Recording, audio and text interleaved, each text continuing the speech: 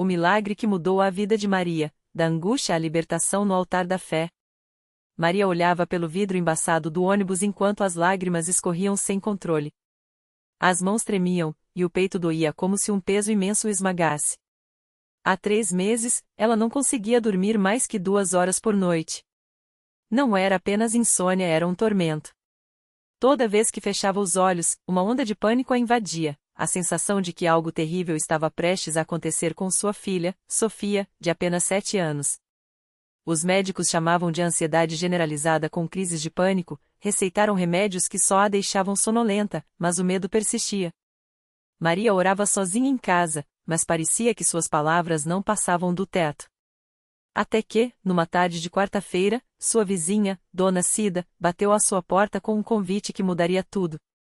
Maria, minha filha, você não aguenta mais assim. Venha comigo hoje à noite na Universal. Lá tem gente que ora com fé, e Deus faz milagre. Eu já vi coisa que nem você acredita, disse Dona Cida, segurando suas mãos com firmeza. Não é só palavra não, é poder. Maria hesitou. Já tinha ido a outras igrejas, mas nunca sentirá aquela força em que as pessoas falavam. Porém, o desespero era maior que a dúvida. Às 19h30, ela entrou pela primeira vez na Igreja Universal do Reino de Deus, na zona norte de São Paulo. O som dos louvores vibrava pelas paredes, e o pastor no altar falava com uma autoridade que ela nunca tinha visto. Deus não é religião, é poder. E hoje, alguém aqui vai ser livre, gritava ele, enquanto as pessoas levantavam as mãos e choravam. Maria sentou-se no fundo, envergonhada, mas algo dentro dela pulsava. Quando o pastor anunciou a corrente de libertação, ela sentiu um chamado. Era uma campanha de 3 dias de oração forte, com jejum e ofertas de fé. Quem está preso ao medo, à ansiedade, ao desespero, venha ao altar. Deus vai quebrar essas correntes, o pastor convocou. Maria não resistiu. Tremendo, foi até a frente, onde uma obreira a recebeu com um abraço apertado. Minha filha, hoje você vai sair daqui diferente. O diabo roubou sua paz, mas Jesus vai devolver. Disse a obreira, enquanto ungia sua testa com óleo consagrado. Agora, você vai orar com fé. Não é qualquer oração não, é oração de poder. O pastor impôs as mãos sobre Maria e começou a orar em voz alta, com uma unção que fazia o ar tremer. Espírito de ansiedade, de medo, de tormento, sai agora em nome de Jesus. Quebre-se essa maldição. Maria, você é filha de Deus, e o Senhor está te libertando hoje. Maria sentiu algo estranho acontecer. Primeiro, foi como se uma corrente invisível se rompesse dentro dela. Depois, um calor intenso percorreu seu corpo, e as lágrimas secaram de repente.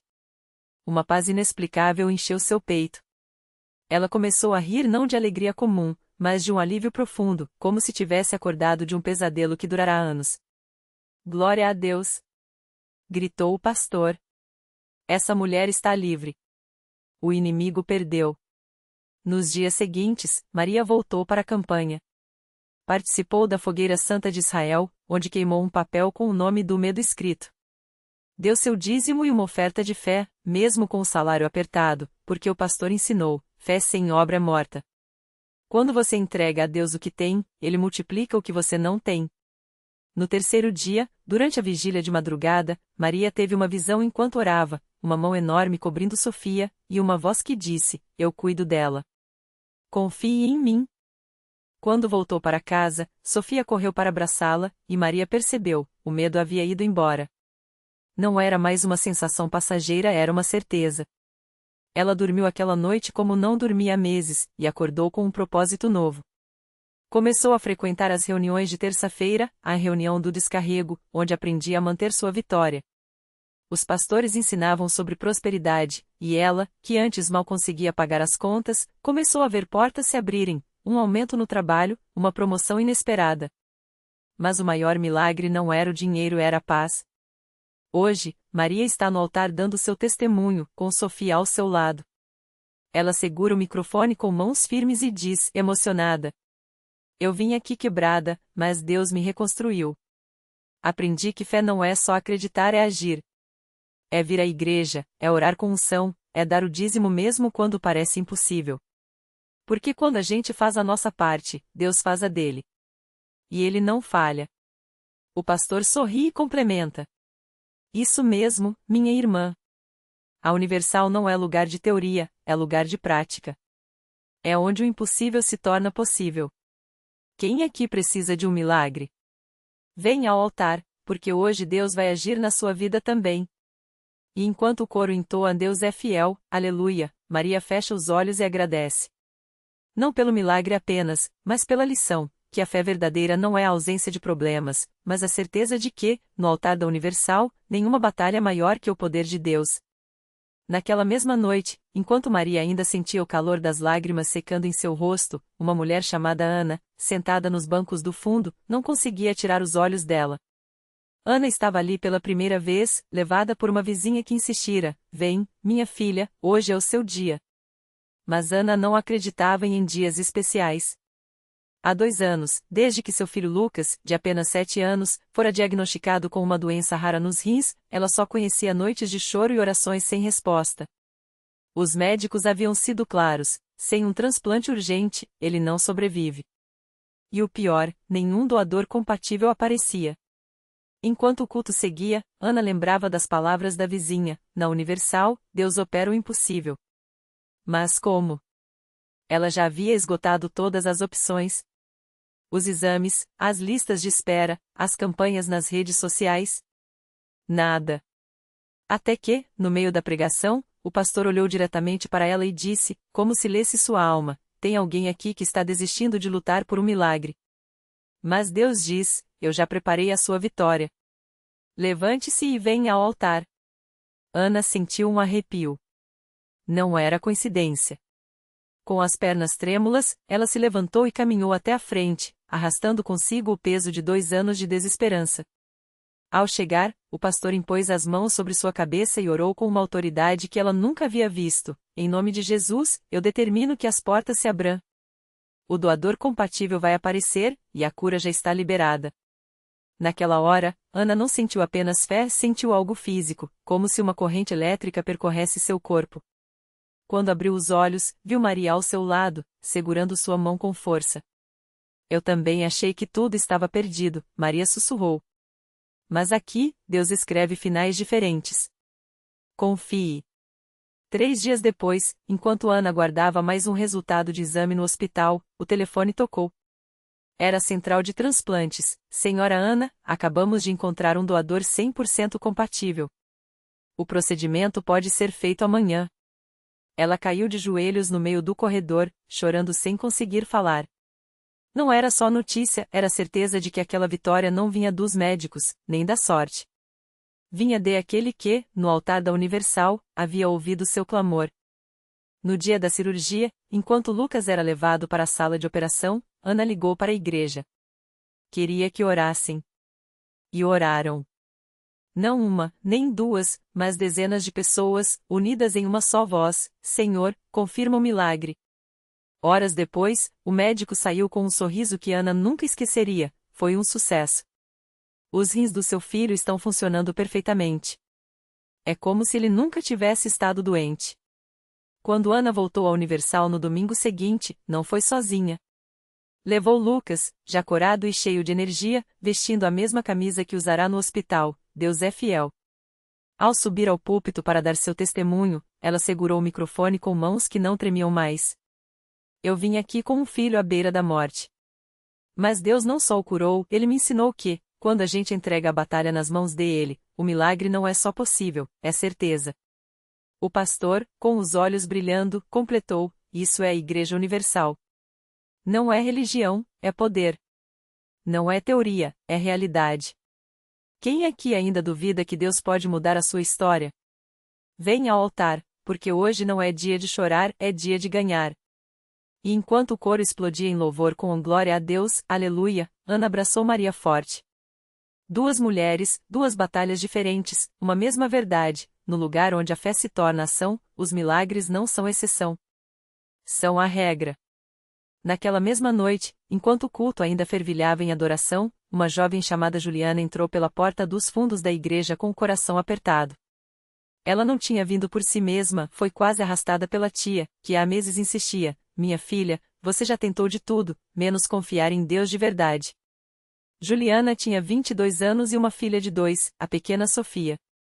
Há 6 meses, os médicos tinham descoberto um tumor agressivo no cérebro da menina. As cirurgias, a quimioterapia, as noites em claro no hospital, nada parecia deter o avanço da doença. Os últimos exames mostravam que o tumor havia crescido, e os médicos, com voz baixa, falavam em cuidados paliativos. Ela já tinha ouvido essa expressão antes, significava que não havia mais esperança. Mas ali, dentro daquele templo, algo era diferente. O ar parecia carregado de uma energia que ela não conseguia explicar. Enquanto a multidão cantava, Juliana sentiu as lágrimas escorrerem sem controle. Não eram lágrimas de derrota, mas de algo que ela não reconhecia, uma mistura de dor e uma esperança teimosa que começava a brotar. De repente, o pastor olhou diretamente para ela, como se soubesse que ela estava ali. Tem alguém aqui que está carregando um peso que não é seu para carregar. Deus está dizendo: entrega essa criança para mim. Eu sou o Senhor da vida. Juliana sentiu um calafrio. Era como se aquelas palavras tivessem sido ditas só para ela. Sem pensar, ela se levantou, ainda com Sofia nos braços. A menina, fraca e sonolenta, encostou a cabeça no ombro da mãe enquanto Juliana caminhava em direção ao altar. Quando chegou lá, uma obreira a recebeu com um sorriso tão doce que Juliana sentiu o coração amolecer. Deixe eu orar por essa princesinha, a mulher disse, colocando as mãos sobre a cabeça de Sofia. Em nome de Jesus, eu determino que essa doença saia agora. O sangue de Cristo tem poder para curar, e esta criança vai viver para louvar a Deus. Juliana fechou os olhos e, pela primeira vez em meses, soltou um suspiro fundo. Não foi um suspiro de alívio, ainda não, mas de entrega. Senhor, ela sussurrou, se o Senhor pode, faça. Mas se não puder, eu ainda vou te louvar. Naquele exato momento, Sofia mexeu nos braços da mãe. Juliana baixou os olhos e viu algo que a deixou sem fôlego. A menina, que há semanas mal conseguia abrir os olhos, estava olhando fixamente para ela. E então, com uma voz fraca, mas clara, Sofia disse: Mamãe, eu tenho fome. Juliana quase deixou a criança cair. O que, meu amor? Ela perguntou, com a voz embargada. Fome, mamãe. Quero comer, repetiu Sofia, e pela primeira vez em meses, sorriu. A igreja inteira pareceu parar. As pessoas ao redor começaram a murmurar, alguns chorando, outros levantando as mãos em louvor.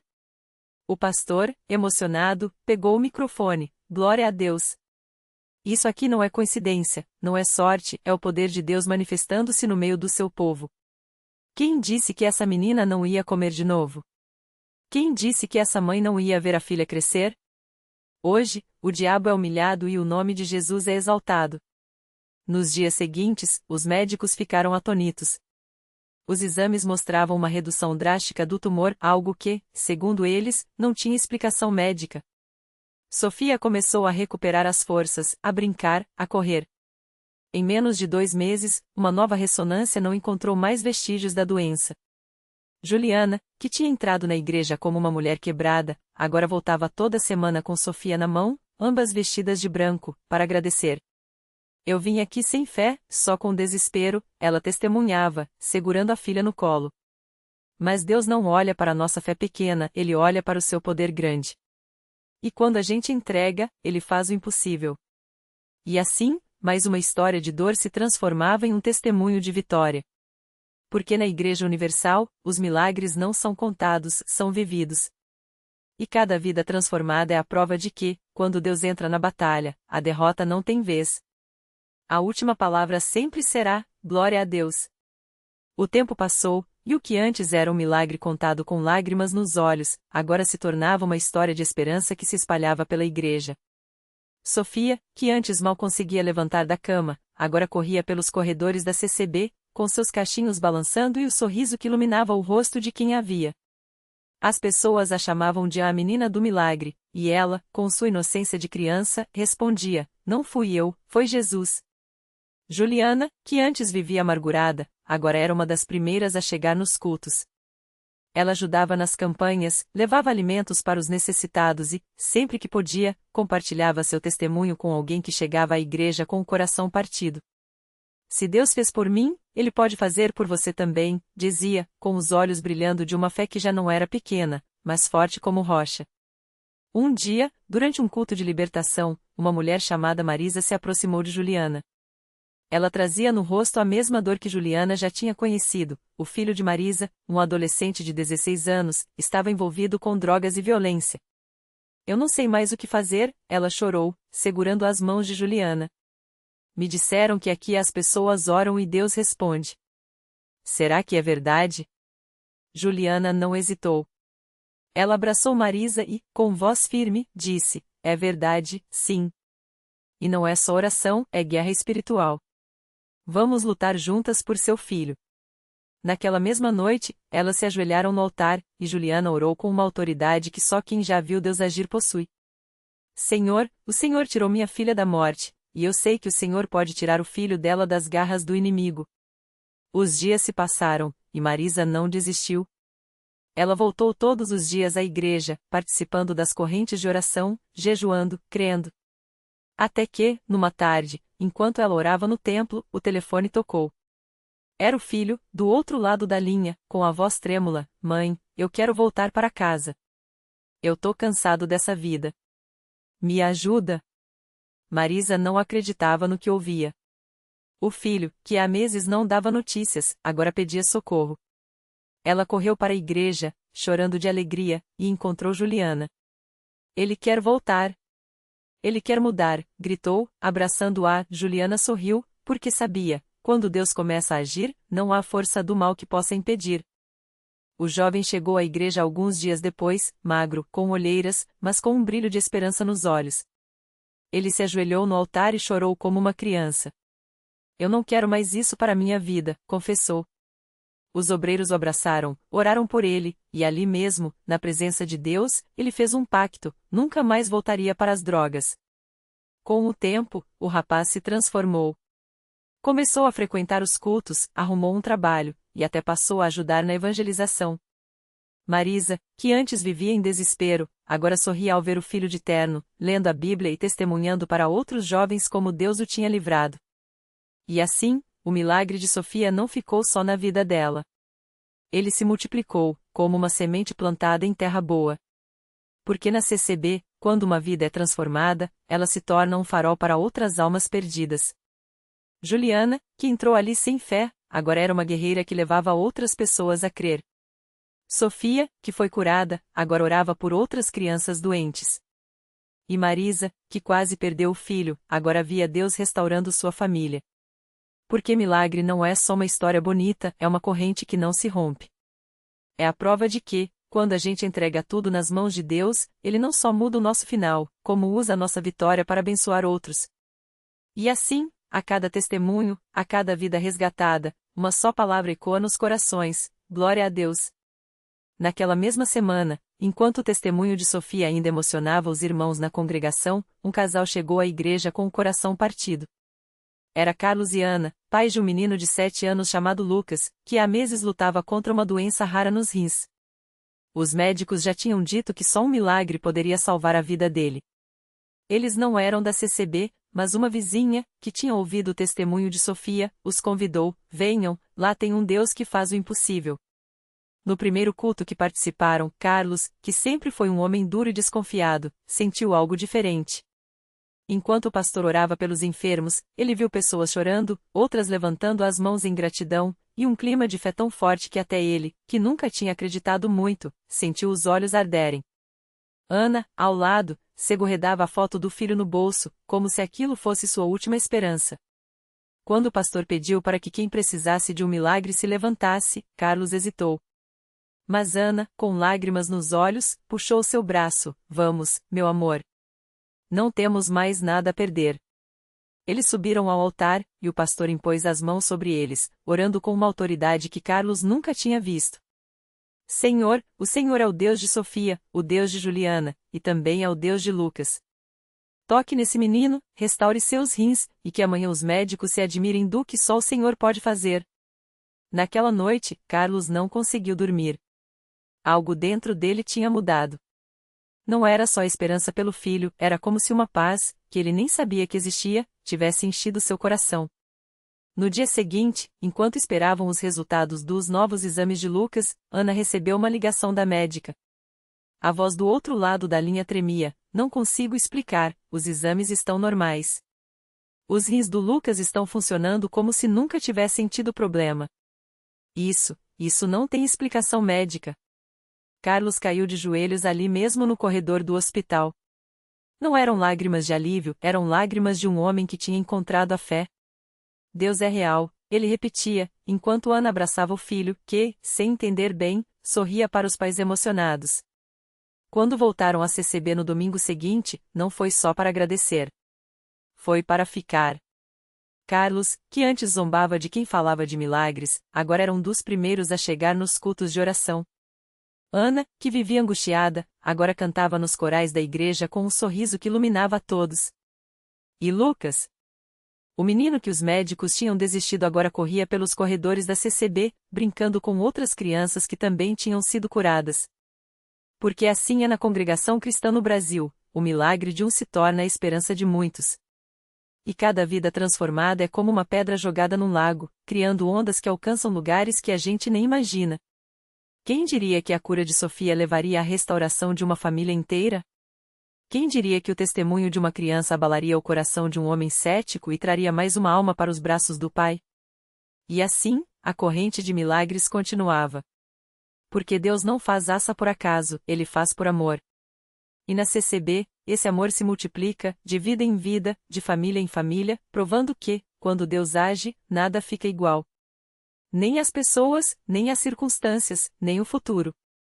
E o melhor de tudo: essa história não acabou. Ela está acontecendo agora, em alguma congregação, em algum altar, onde mais um coração quebrado está sendo restaurado. Porque onde há fé, Deus está presente. E onde Deus está, milagres acontecem. O último suspiro do milagre. Naquela noite, enquanto o coro entoava glória a Deus nas alturas, Sofia, agora com os olhos brilhantes e o corpo livre da doença que a consumia, abraçou a mãe, que chorava não mais de dor, mas de gratidão. Seu pai, outrora um homem de palavras duras e coração fechado, ajoelhou-se ao lado do altar, as mãos trêmulas segurando a Bíblia que por anos havia ignorado. "Perdão, Senhor", sussurrou, e foi ali, entre lágrimas e louvor, que ele encontrou a paz que nunca soube que precisava. Mas o milagre não parou neles. A tia de Sofia, que há anos se afastara da igreja por mágoas antigas, recebeu um telefonema da irmã: "Venha ver o que Deus fez." Relutante, foi. E ao ver a sobrinha correndo pelos corredores da CCB, saudável e risonha, algo dentro dela se quebrou, não de tristeza, mas de rendição. Naquela mesma semana, ela voltou ao lugar que um dia chamara de lar. E o médico? Aquele que dissera não há mais o que fazer? Ele não pôde explicar cientificamente a cura de Sofia. Mas quando a viu, meses depois, brincando no pátio da igreja, soube: havia algo maior que suas fórmulas. Naquela noite, sozinho em seu consultório, abriu um livro que ganhará de um paciente anos antes, a Bíblia. Na página marcada, leu: "Tudo é possível ao que crê." E, pela primeira vez, permitiu-se acreditar. Reflexão: o milagre que não acaba. Deus não precisa de fórmulas para agir, Ele usa o impossível para escrever suas maiores histórias. Sofia foi curada, mas o verdadeiro milagre foi a cadeia de corações que seu testemunho tocou, um pai que voltou, uma tia que perdoou, um médico que se rendia. Porque milagre não é só o que muda fora, mas o que transforma dentro. Lição: você é a próxima onda. Talvez você se sinta como Sofia antes da cura, fraco, esquecido, sem esperança. Mas saiba, Deus não salva para guardar o milagre só para si. Ele salva para que você seja a onda que alcança outros lagos. Sua história de fé, por mais simples que pareça, pode ser o empurrão que alguém precisa para crer. Não subestime o poder de um testemunho, ele pode ser o início de uma corrente que nem você imagina. E assim, a história continua. Porque em Deus, nenhum final é definitivo e todo recomeço é sagrado.